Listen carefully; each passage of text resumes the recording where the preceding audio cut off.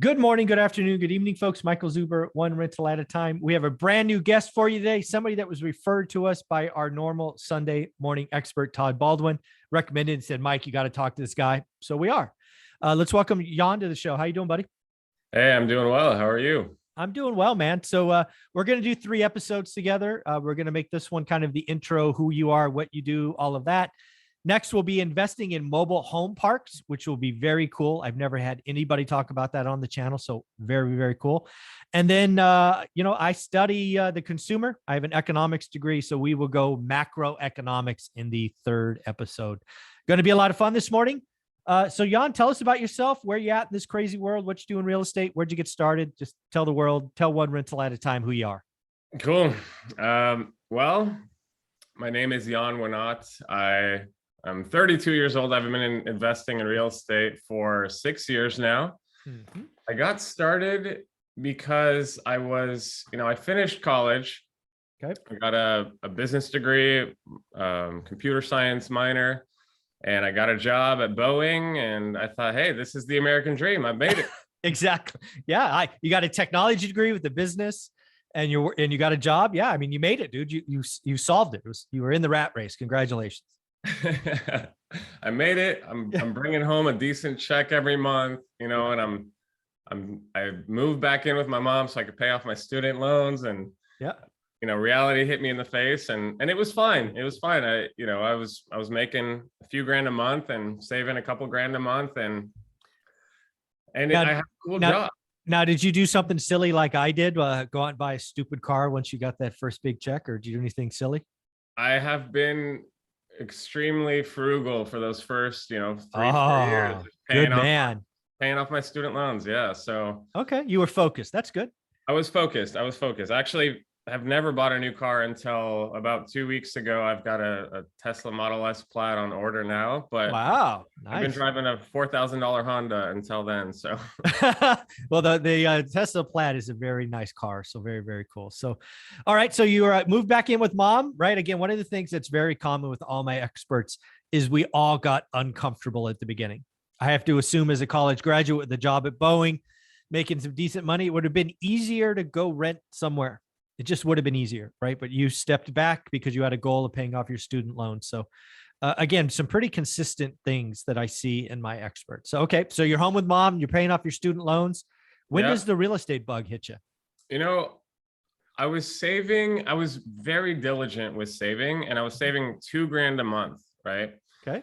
And that's $24,000 a year. And I did the math after a few years of that, and I was like, how long until I have $1 million?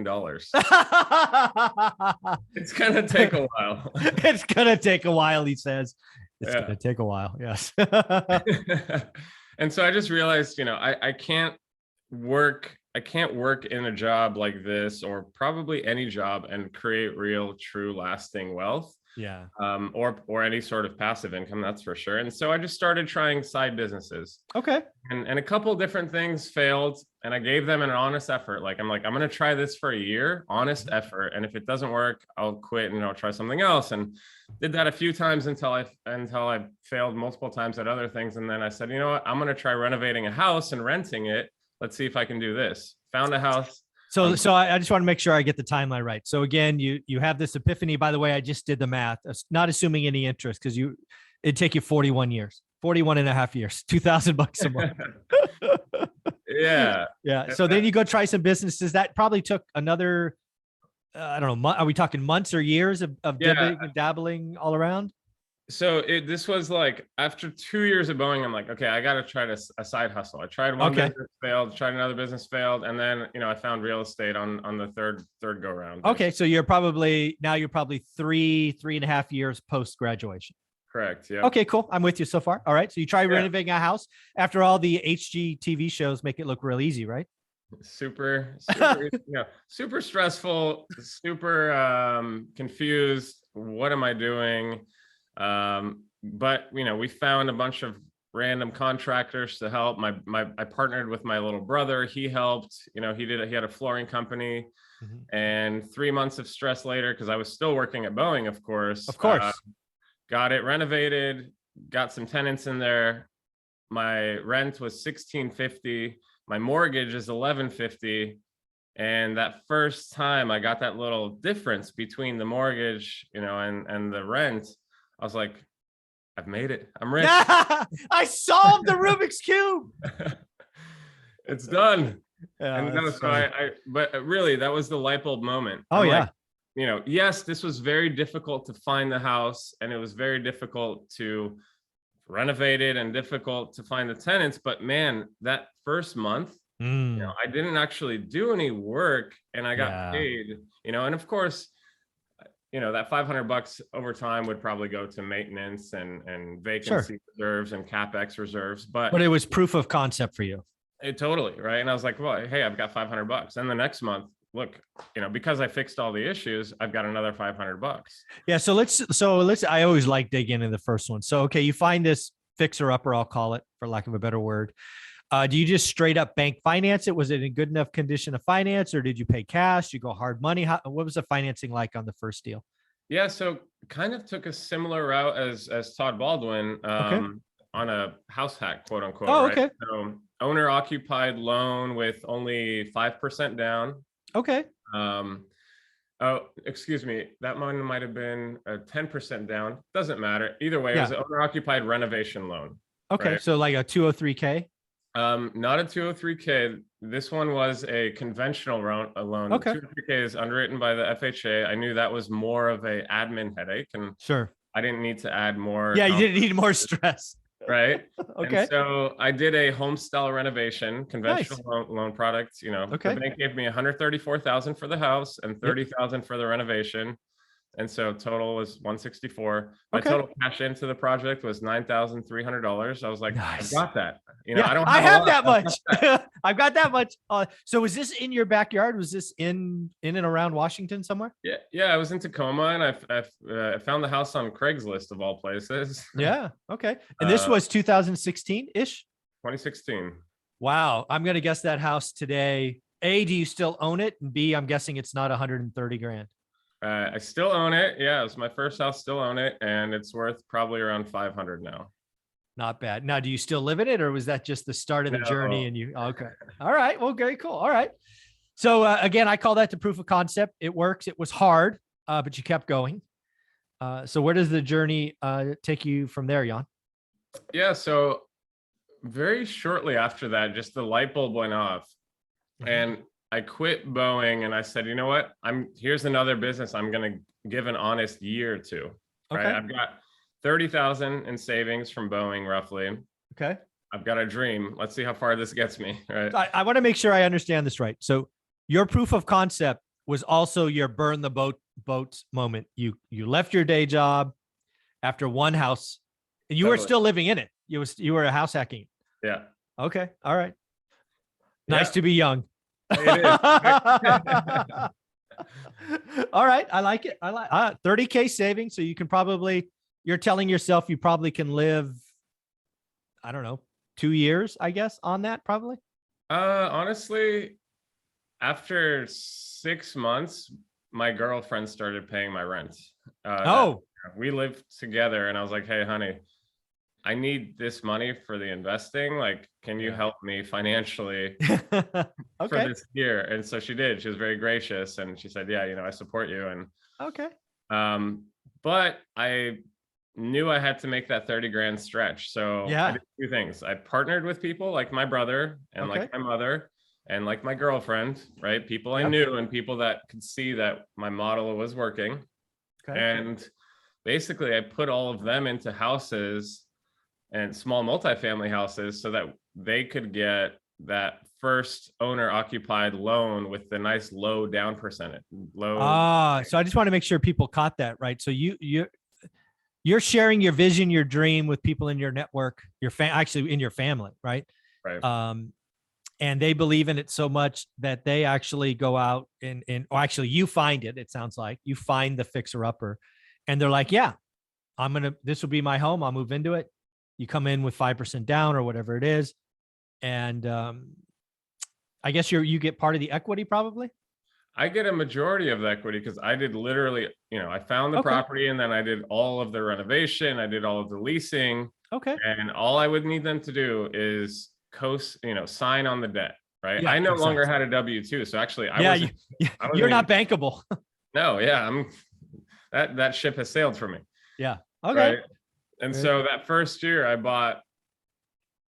put my brother into a fourplex. I Oh, put my, nice. I put my mother into a triplex, and I put my girlfriend into a duplex. Now I've got 10 units with 30 grand cash all in. Wow. All right. Uh, Let's jump to the end of that. So after that year and now 10 units, what's it look like for you? You're probably sitting on a lot of equity, I would guess, because the market in Washington was going up and you bought fixer uppers that are now repaired and leased. Do you go back to the banks and you kind of cash people out, or where do we go next? you know, that's a great question. That is a great question. You know what? To get more liquidity, I started doing, okay, I did a couple of things. One, I had 60 grand in a 401k from Boeing. Okay. I converted that to a solo 401k. Okay. And then I pulled 30 grand out in order to basically finance one of those down payments after I ran out of money. Yep. And then I'm like, dude, I don't have an income. I've got a little cash flow, but nothing not anything to live on yet, really, you know. Yeah. So it was a couple grand a month, maybe at that point, with 10 units, all, fully rented. Some of these took a year to renovate, 6 months, right? And so we added a lot of value. We forced appreciation through those renovations, but still, I didn't have a lot of money. So then I was like, okay, I got to either flip or wholesale. So I started doing a little bit of each of those, right? Okay. So that became your chunk money, if you will. Yeah, I needed something to keep the lights on. So I started some flips and wholesales. Yeah, that was kind of next. So figuring those pieces out. And okay. So we're probably in 2018, 19 at this point of the story? Yep. Okay. Yeah. In 2018, I started focusing on zoning and development. So City of Seattle rezoned 27 urban cores, as they call them, or urban villages, from single family to multifamily. And so I knew there was an opportunity there, right? If I could buy single family homes that will allow multifamily zoning, and hopefully I can make that spread, right? I mean, providing any product or service is really just an information arbitrage. For sure. I know how to do something better than you can, and that's why you're willing to pay me value, right? Yeah, no, I love it. All right. That's again, what I want people to take from this is sometimes just paying attention, being alert, seeing what's going on. And you're absolutely right. If you can buy by the foot and sell by the inch, right? Buy a single, sell it for, right? It's just math. There's a lot of value there potentially. So did you find one or several of these? Yeah, I thought I was going to make $1 million that year because my partner and I picked up 6 of these properties and we were expecting to make 150, 200 grand a piece. Okay. Now, this was highly speculative because these were proposed zoning changes. It wasn't set in stone. Oh, okay. Right. And so we were just buying based on. You were buying on the rumor, if you will. You were buying on the rumor. Okay. It looked very official though, right? It was a very official rumor. The city's like, we're planning to do this. And we're like, we believe you. You got me. Ultimately, half of those properties did get rezoned exactly as planned, and half did not. And so interesting. We lost money on half, and we made good money on the other half. We still netted out to a positive, but man, it wasn't. A good year of my life to make like 50 grand. So let's talk about one of the big wins. So again, just want people to see what is possible. So tell us about the biggest win. So you probably bought a house, like a small house built a long time ago on a big lot. And did you actually, it sounds like you did it quickly. So you probably just sold that to a builder, or how'd that all work out? Yeah. So we would tie these up, and with long feasibility periods, we would just explain our situation to the sellers. And then the best ones, we did assign, we did, kind of wholesales. We assigned back to other builders and made some big fees. But then we took some losses on the ones that didn't get rezoned. And so, like I said, all of that effort, we thought we were going to make $1 million. We made 50 grand. Yeah. Well, I mean, you took a shot. Yeah. So again, right. So when you say long feasibility, were you getting the sellers to sign a contract that would be 60 or 90 days? Is that long or longer? No, 12 months is long. Wow. So you got a seller, right? Hey, Miss Seller, you're in your house. I want to buy your house. I'll give you 150 grand, 200, whatever it is. But I need a year. Correct. Okay. Wow. Yeah. That's ballsy. And some people signed on that. Yeah, they sure did. Six people apparently. Because we were able to offer market or higher price based on what we believed would happen in the market, right? And so, All right. because previously it was just a single family home, it was just crappy home on a nice lot, and Right. then it became. So then, how did you lose money? Because you were was it just an EMD or some kind of? Yeah, we just lost some big chunks of earnest money. Yeah. So like a big chunk being like, were you giving these people 10 grand or 20 to 50? Oh, so they were getting big chunks. Yeah. Okay. Yep. All right. Very cool. So where does the journey go? Because it sounds like you go exponential at some point. Where does it go? Kind of mobile home parks and all of that, the bigger stuff. Yeah, about 3 years ago. So I guess this is 2019 now. Yep. I'm That's like, where we are. Yeah. man, we've been on an absolute bull run. This is the longest, craziest bull run in recent history. Mhm. And if you look at economic data over the past 50 years, we've had a recession roughly every 8 to 10 years. And so I'm like, this has to end, right? Yep. 08, and now it's 2019. I'm like, this is insane. These numbers are crazy, right? And so I was expecting a recession 3 years ago. So what did you do? Because you expected that. Well, I started. Well, no, I kept growing the small residential portfolio, and at that point, maybe it was 18 units or so that I owned rentals and had some development plays going. But I started focusing on, okay, how can I hedge for a recession? Okay.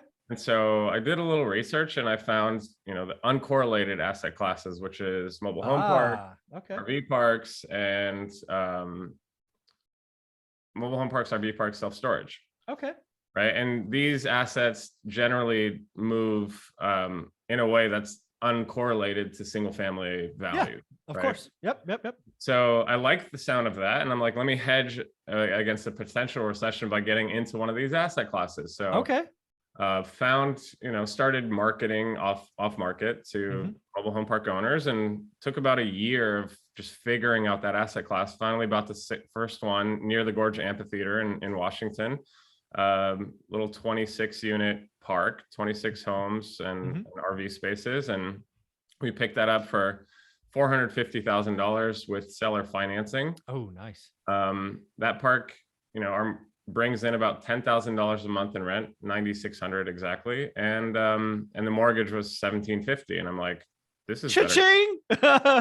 This is better cash flow than single family. What was I doing before? Yeah. Why was I stretching? Why was I working so hard? Oh, very, very cool. Well, you know what? We'll leave it here on this intro story to Jan. We're going to pick up mobile home parks in the very next video, because I got lots of specific questions there. Where can people find you and follow you? You got a lot of fun stuff we're talking about here. Yeah, the best place to connect with me is on Facebook. I have a Facebook group and community called WA, or Washington Real Estate Investing, WARI for short. So I'm active on there. I do business on Facebook quite a bit. And there's tons of great free content for people to consume if they're in the Pacific Northwest specifically, but in general as well. Very cool. I look forward to breaking down mobile home parks with you in our next show. Thanks, buddy. Awesome. Thank you.